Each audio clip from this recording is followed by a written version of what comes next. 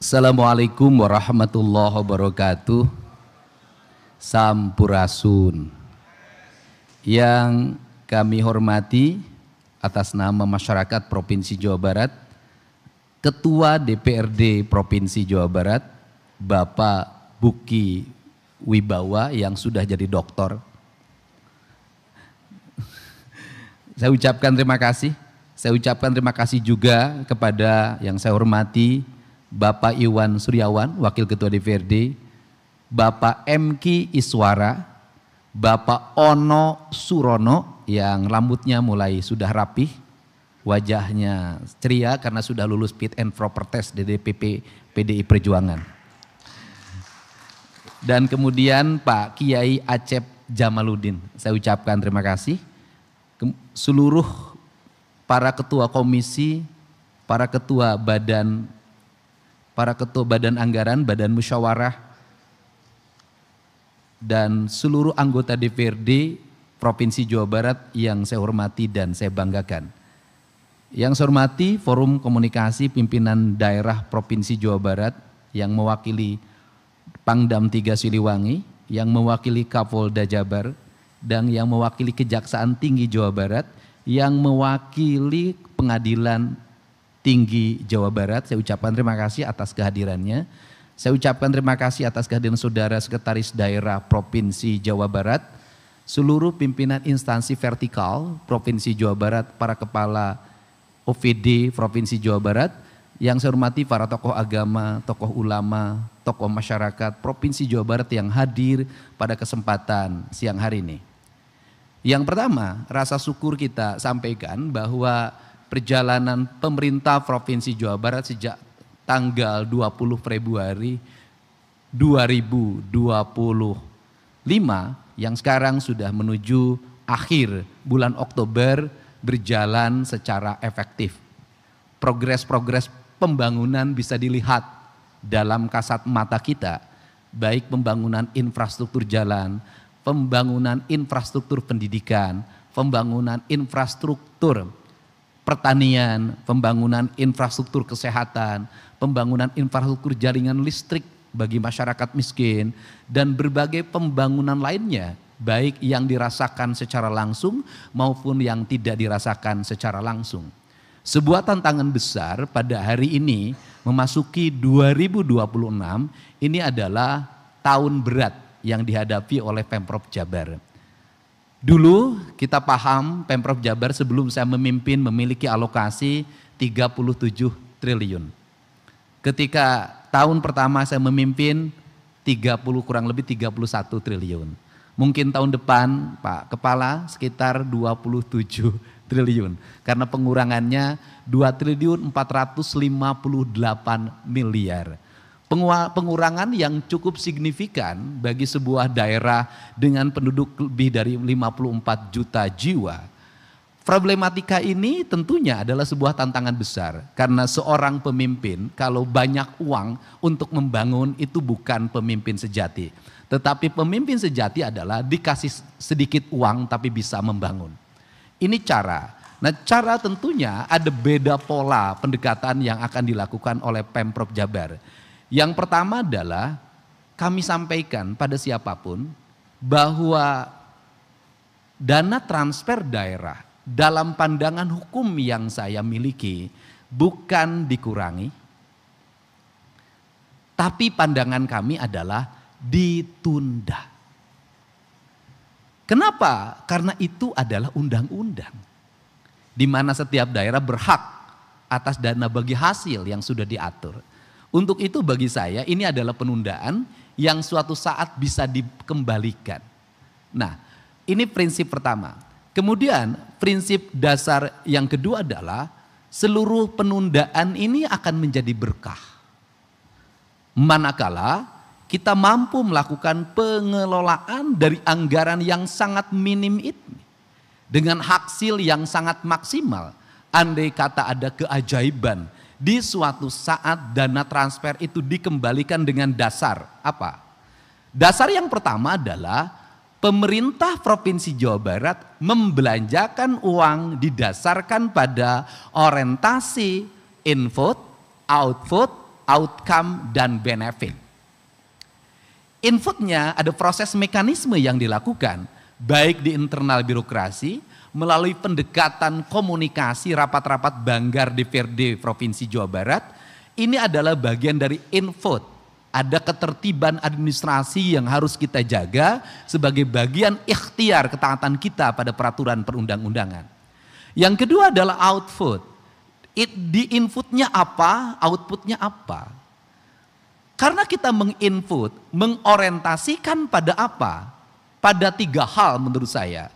1, ingin ada layanan infrastruktur publik yang memadai sehingga masyarakat Jabar itu mengalami peningkatan kualitas hidup karena kualitas infrastrukturnya baik. 1, kualitas infrastruktur jalan. 2, kualitas infrastruktur sarana air bersih. Yang ketiga, kualitas infrastruktur sarana-sarana irigasi yang itu menopang kenyamanan masyarakat pada sebuah lingkungan. Yang keempat, infrastruktur sarana sanitasi lingkungan masyarakat. Ini adalah penting. Di sana di dalamnya termasuk infrastruktur sarana kesehatan. Ini menjadi aspek dasar dalam memenuhi kebutuhan dasar masyarakat sebagai masyarakat yang beradab. Itu yang pertama. Yang kedua adalah meningkatnya kualitas pendidikan. Sehingga angka lamanya sekolah mengalami peningkatan. Tidak hanya berkutat di angka 8 tahun. Kita ingin memasuki angka 12 tahun dengan 2 variabel. Variabel pertama adalah sekolah-sekolah negeri yang lama sekali kita tidak membangun sekolah baru, tidak membangun ruang kelas baru, tidak merenovasi ruang kelas. Itu kita tingkatkan dengan membangun sekolah baru, merenovasi ruang kelas, membangun kelas baru. Dengan target apa? Dengan target serapan sekolah terhadap peserta didik semakin meningkat. Ini yang pertama. Maka sekolahnya free. Free-nya tidak ada kata tanda kutip. Free-nya harus total. Tetapi di balik itu, kita juga harus memikirkan apa? Bahwa orang tua yang memiliki kemampuan ekonomi, gajinya rata-rata di atas 10 juta, apakah harus tetap menjadi anak-anaknya free? Apakah negara tidak akan memberikan ruang bagi mereka untuk memberikan sumbangsih pendidikan untuk peningkatan kualitasnya? Seluruh rangkaian ini nanti harus kita bicarakan bersama. Apakah anak gubernur harus gratis? Apakah anak pimpinan DPRD harus gratis? Apakah anak anggota DPRD harus gratis? Apakah anak seorang manajer yang gajinya 50 juta per bulan harus gratis? Tetap hari ini gratis, tapi ke depan kita harus membuka ruang mereka untuk apa? Untuk juga memberikan stimulus bantuan peningkatan kualitas pendidikan tanpa melibatkan guru sebagai objek dari ikhtiar itu. Ini yang pertama. Yang kedua adalah untuk sekolah masyarakat menengah ke bawah di sekolah swasta. Maka masyarakat menengah ke bawah diberikan ruang sekolah di sekolah swasta dengan seluruh pembiayaannya dan kebutuhan pendidikannya, buku, baju, sepatu, tas, pulpen, itu menjadi tanggungan pemerintah.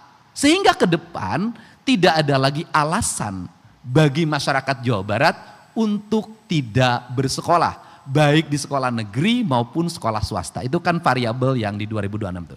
Kemudian yang berikutnya adalah ikhtiar layanan kesehatan.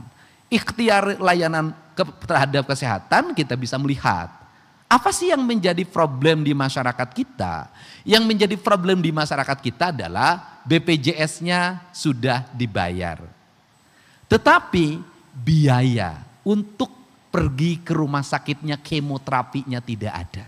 Selama di rumah sakitnya nungguin orang tuanya jadi tidak bekerja, kehilangan penghasilan, mereka tidak punya kemampuan lagi berlama-lama di rumah sakit karena tidak mampu lagi beli beras, tidak mampu lagi makan. Yang berikutnya adalah biaya yang tidak ditanggung oleh BPJS. Ini harus ada ikhtiar yang bukan lagi disandarkan pada aspek-aspek regulasi undang-undang tentang peraturan daerah tentang anggaran belanja dan pendapatan daerah, maka salah satunya adalah mendorong yang disebut dengan rereongan Sapoe Sarebu di seluruh daerah di Provinsi Jawa Barat, termasuk di kantor-kantor pemerintah provinsi dan kabupaten kota, untuk memberikan ruang apa? Memberikan ruang fiskal bagi mereka, keluarga yang mengalami kesulitan keuangan disebabkan karena tidak punya kemampuan akomodasi dan transportasi terhadap mereka yang sakit, yang melahirkan, dan problem lainnya. Dan itu berjalan dalam setiap hari. Sehingga kenapa ini dilakukan? Karena kami pemerintah Provinsi Jawa Barat tidak mau ada rakyat Jabar meninggal disebabkan karena dia cabut dari rumah sakit atau tidak pergi kemoterapi atau tidak pergi cuci darah atau tidak ikut mengikuti operasi kebocoran jantung di Bandung dan di Jakarta disebabkan tidak punya ongkos dan tidak punya biaya selama dirawat. Ini cara kita untuk menyelesaikan problem itu. Nah, kemudian yang berikutnya adalah infrastruktur untuk menjamin kehidupan masyarakat agar terbebas dari bencana. Problem banjir rata-rata di saluran. Problem banjir rata-rata di alih fungsi lahan. Nah, orientasi ini menjadi fokus kita sehingga seluruh problem secara bertahap ingin diselesaikan dengan catatan bupati dan wali kotanya mau bekerja sama. Karena kalau bupati dan wali kotanya tidak mau bekerja sama, mengalami kesulitan sosial berhadapan dengan masyarakat yang mendiami daerah aliran sungai, bantaran sungai, dan berbagai tempat lainnya yang berpuluh-puluh tahun mereka tinggal di sana. Harus berani mengambil resiko sosial. Dan di situ kita bisa melihat apabila pembongkaran yang dilakukan oleh para bupati seperti Bupati Bekasi, Bupati Kerawang, Wali Kota Bekasi itu pasti tanpa kompensasi. Tapi kalau pembongkarannya dilakukan oleh pemerintah provinsi pasti ada uang kompensasi. Kenapa uang kompensasi diberikan? Kita bukan melegitimasi sebuah kesalahan, tetapi kita justru berpikir orang kehilangan ruang usaha, maka dia harus nyaman dan aman dalam waktu, tidak terlalu lama mencari kehidupan baru.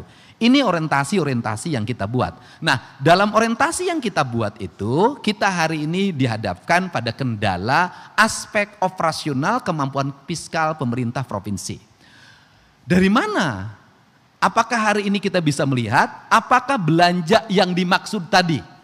Infrastruktur jalan, infrastruktur pendidikan, infrastruktur kesehatan, infrastruktur listrik, infrastruktur penerangan jalan, infrastruktur daerah aliran sungai dan sistem irigasi lainnya. Apakah mengalami penurunan di 2026? Saya katakan tidak. Tetapi mengalami peningkatan. Kenapa mengalami peningkatan? Dalam bahasa sederhana, kalau tahun ini di Provinsi Jawa Barat anggaran untuk organisasi perangkat daerahnya dari mulai anggaran gubernur sampai kepala badan, kepala dinas itu masih ada dagingnya. Artinya masih bisa perjalanan dinas, masih bisa ada untuk makan minum, masih listriknya bisa terang, masih AC-nya bisa nyala.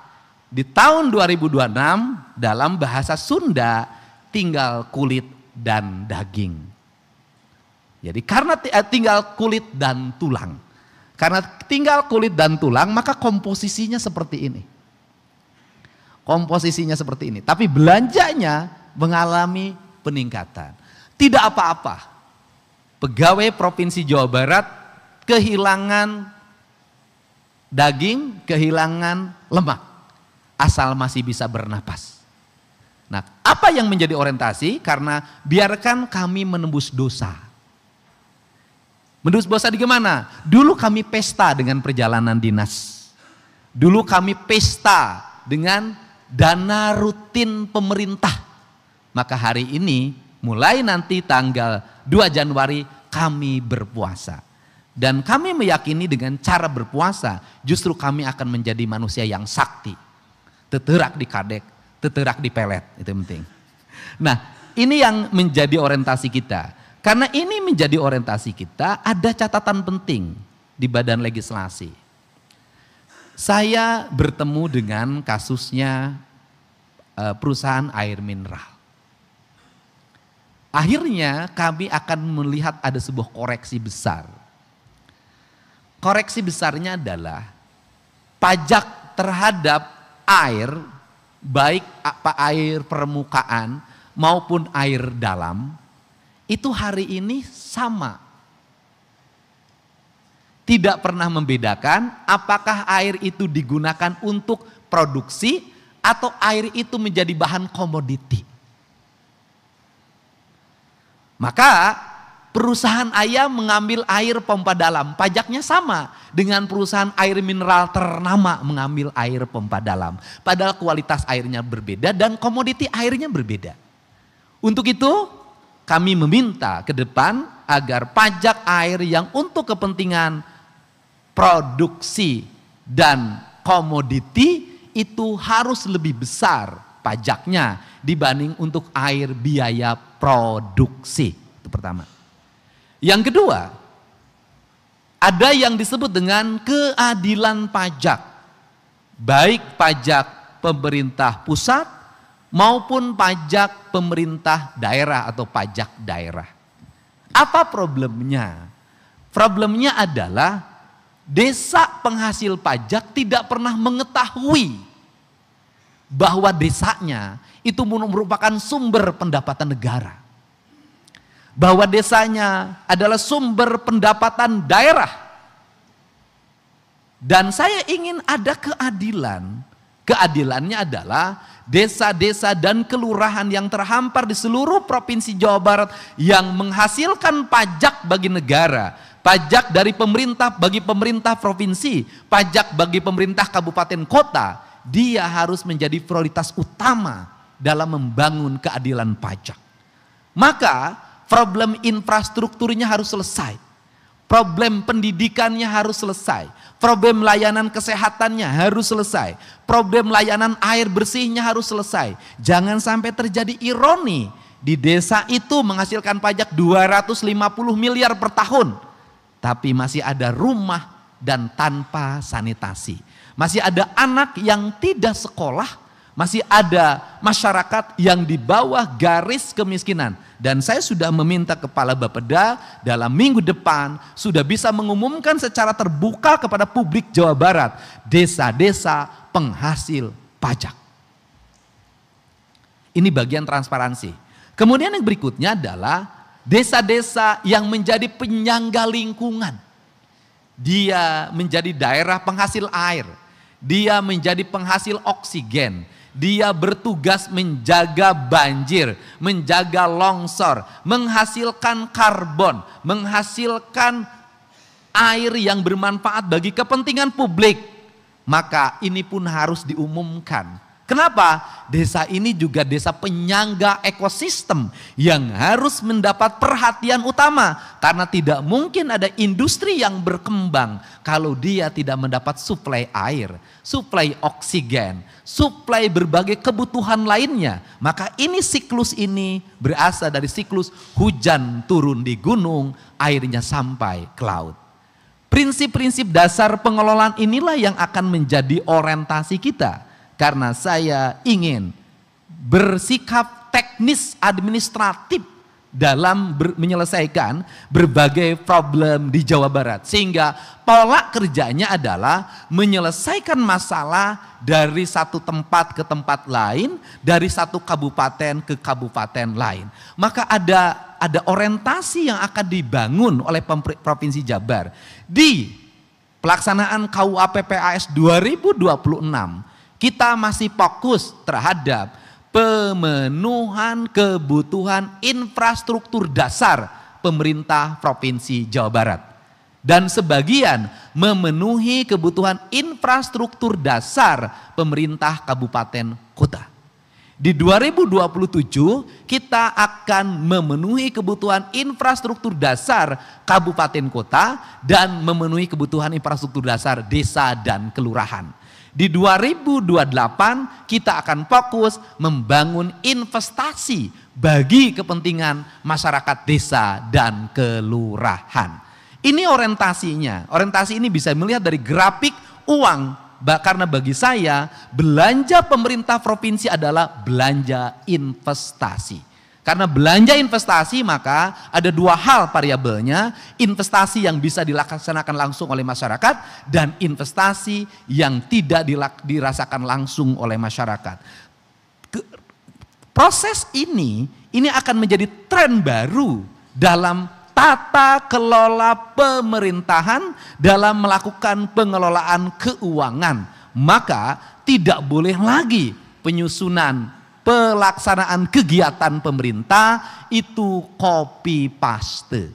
Maka kalau kegiatannya copy paste, saya cenderung untuk tidak memberi alokasi dibanding dengan hanya melakukan copy paste terhadap belanja pemerintah Provinsi Jawa Barat. Kenapa? Karena negeri ini dimulai dari Provinsi Jawa Barat harus memperlihatkan diri sebagai daerah, diambil pajaknya, dieksploitasi sumber daya alamnya, tapi harus ada simpanan bagi kepentingan ke depan.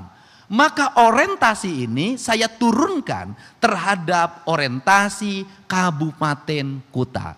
Maka di kabupaten kota kami sudah membuat kisi-kisi. Di antara kisi-kisi yang kami buat adalah 7,5% dari total APBD harus untuk infrastruktur jalan dan kelengkapannya.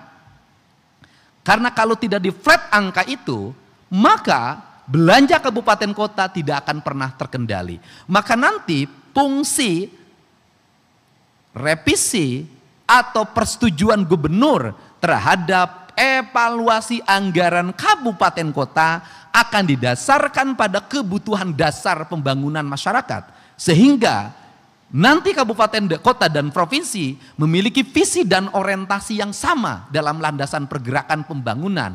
Kalau provinsi infrastruktur jalan, maka jalannya harus terkoneksi ke jalan kabupaten, bahkan jalan desa.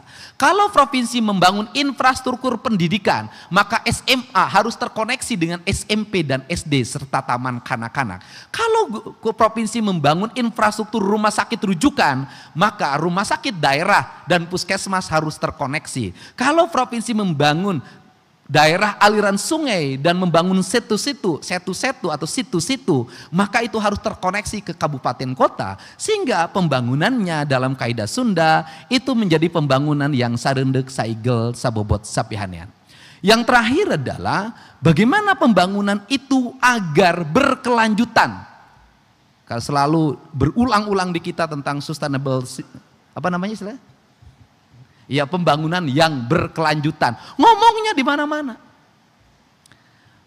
Pembangunan yang berkelanjutan, tidak akan ada pembangunan berkelanjutan kalau tambang-tambang tidak ditata. Kenapa? Tambang-tambang di gunung telah memporak-porandakan sumber-sumber air bersih. Telah menghancurkan infrastruktur jalan. Karena inilah kita akan punya orientasi itu hari ini. Orientasi untuk membenahi gunung-gunung, penambangan harus konektivitas dengan pembangunan di Jawa Barat.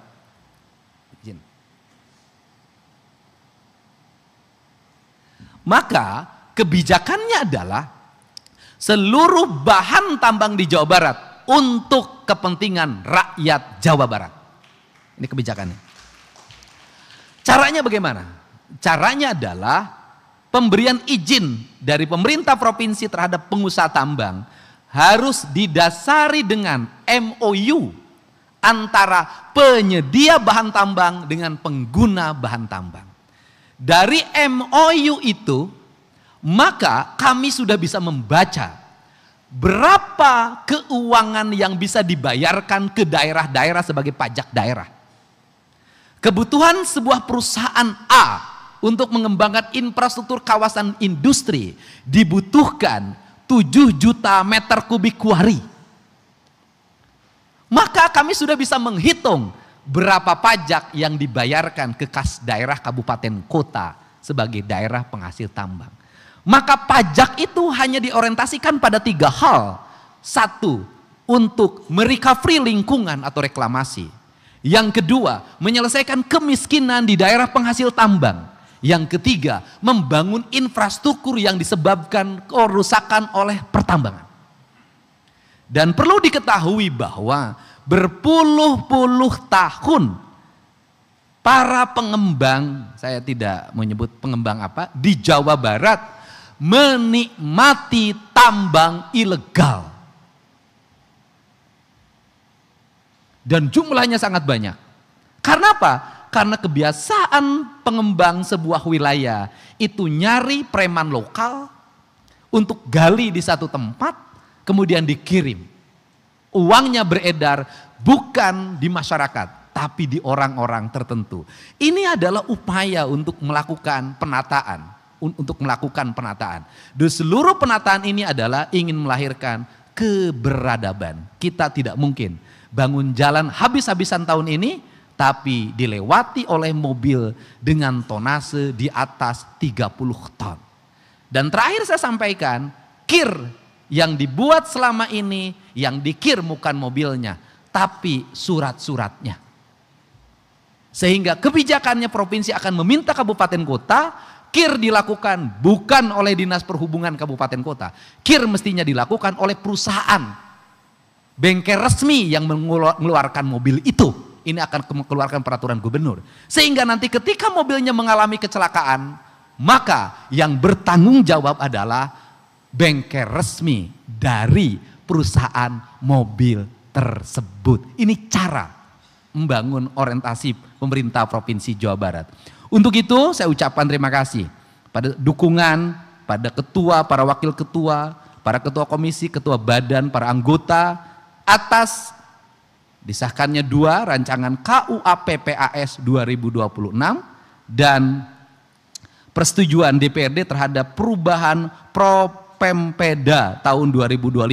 Kalau di pusat dulu adalah Badan Legislasi DPR RI. Untuk itu saya ucapkan terima kasih. Ini adalah arah yang harus kita lakukan secara bersama. Dan saya ingatkan juga pada saudara sekretaris daerah untuk mempersiapkan restrukturisasi organisasi perangkat daerah. Karena apa? Jumlah keuangan kita makin menurun. Tidak boleh dihabiskan untuk struktur birokrasi yang terlalu banyak. Ini juga orientasi kita. Untuk itu saya ucapkan terima kasih pada seluruh pemuda di Jawa Barat yang sudah melaksanakan ulang tahunnya Sumpah Pemuda. Dan saya ucapkan terima kasih juga selamat ulang tahun buat Partai Golongan Karya Provinsi Jawa Barat yang terus sebagai partai tertua di Indonesia berkiprah membangun kemitraan, menyiapkan kader-kader baru bagi kepentingan bangsa. Ingat Golkar, ingat mantan. Terima kasih. Wallahu muwaffiq ila aqwamit thoriq. Assalamualaikum warahmatullahi wabarakatuh.